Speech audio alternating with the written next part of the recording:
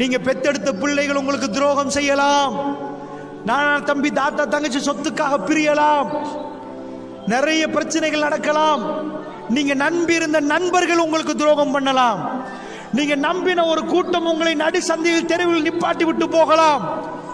ஆனால் ஒரே ஒருவன், உங்களை படைச்சவன், குழந்தை வெளியே வந்த பிறகு குழந்தை அழுவும்.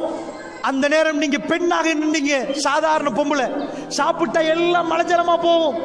ஆனா குழந்தை அழுகுறனால உங்களுக்கு இந்த தாய்ப்பால் எல்லாம் தந்தான்.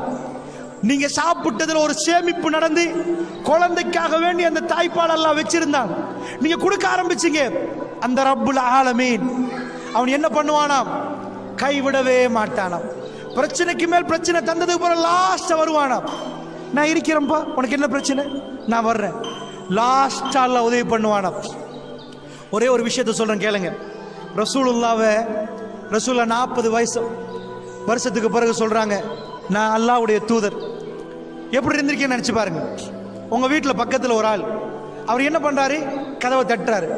கதவை தட்டிட்டு சொல்றாரு, 40 வருஷம் உங்களோட இருக்கிறாரு. அவர் பாடசாலைகளுக்கு போனது இல்லை, எழுத தெரியாது, படிக்க தெரியாது. ஒரு நாள் ராத்திரிக்கு வாராரு வீட்டுக்கு, கதவை தட்டி சொல்றாரு, ஏய் நான் இறை தூதர் தெரியுமா? நீங்க அவரை பார்த்துட்டு மூளை சரியில்லையோ, நல்லதானே இருந்தாரு, என்ன இறை தூதர் என்றாரு? இந்த ஆள் அடுத்து விட்டால் இத மாதிரி மக்கத்து காஃபிர்கள் பார்த்தாங்க, மஜ்னூன் பைத்தியமா, மூளை குழம்பிட்டா, சும்மா உட்கார்ந்தவரு, ஸ்கூல் கூட போகல, கதவை தட்டி நான் இறை தூதரை ஏத்துக்கோங்கண்டா எப்படி ஏத்துக்கொள்றது? இப்படி கேட்க ஆரம்பிச்சாங்க. அதனால அல்லாஹ் இவர் இறை தூதர்னு சும்மா ஏத்துக்கோங்கன்னு சொல்லல, நிறைய காரியங்களை வச்சு தான் ஏத்துக்கோங்கண்டா.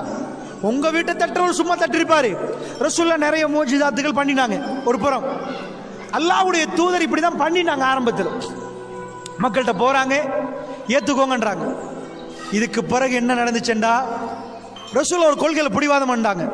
சிலை பிழைகள், சிலை வணக்கம் பிழைண்டாங்க, அது தப்புன்னாங்க. இறைவன் மேல இருக்கிறான், அவனை கண்டிங்களா, எப்படி அவனுக்கு உருவம் வடிப்பீங்கன்னு கேட்டாங்க. இப்படி எல்லாம் கேட்டு ரசூலுல்லாஹ் மக்களை நல்வழிப்படுத்த ஆரம்பிச்சாங்க. நல்வழிப்படுத்துற நேரம் அந்த கூட்டம் குழம்பிட்டாங்க. என்ன, எங்க அப்பம் பாட்டை எல்லாம் வணங்கினதை விட்டுட்டு விட சொல்றீங்களா? இங்க அல்லாஹ் மட்டும் வணங்க சொல்றீங்களா? முடியாதுன்ட்டாங்க. அவங்க எல்லாரும் ரசூலுல்லாஹ்வுக்கு எதிராக போர்க்கொடி தூக்கினாங்க.